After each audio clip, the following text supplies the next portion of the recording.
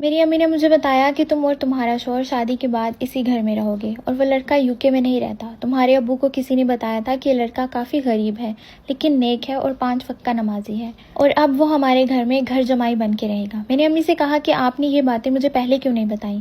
امی نے کہا کہ مجھے یہ سب ابھی پتہ چلا ہے۔ خیر میں نے ابو سے بات کی اور پوچھا آپ نے ایسا کیوں کیا؟ ابو نے مجھے کہا کہ دیکھو تمہاری ماں بوڑھی ہو چکی ہے، انہیں اکثر ہاسپٹل جانا پڑتا ہے، تو کوئی گھر میں ہونا چاہیے جو یہ سب معاملات دیکھے، اور مجھے اللہ نے بہت پیسہ دیا ہے تو مجھے نوکری کرنے والا داماد تو چاہیے نہیں، اور میں اپنی چھوٹی بیٹی کے لیے بھی ایسا ہی لڑکا دیکھوں گا جو اسی گھر میں رہے گا اور تم لوگوں کی حفاظت بھی کرے گا۔ میں نے ابو سے کہا کہ آپ گارڈز بھی رکھ سکتے تھے، لیکن مجھے یہ بات بالکل برداشت نہیں کہ میرا شوہر میرے باپ کے پیسوں پہ پلے۔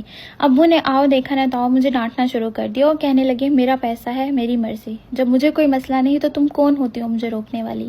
جو میں چاہوں گا وہی اس گھر میں ہوگا۔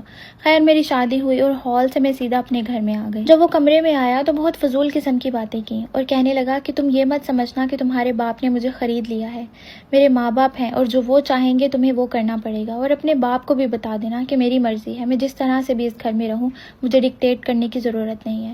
میں نے اپنے شوہر سے کہا کہ میں نے آپ سے شادی صرف اپنے ابو کے کہنے پہ کی ہے، تو یہ سب باتیں آپ انہی سے جا کے کہیں۔ اس بات کا ذکر جب میں نے اپنے ابو سے کیا تو کہنے لگے کوئی بات نہیں، پھر کیا ہوا، داماد اسی طرح بیہیو کرتے ہیں۔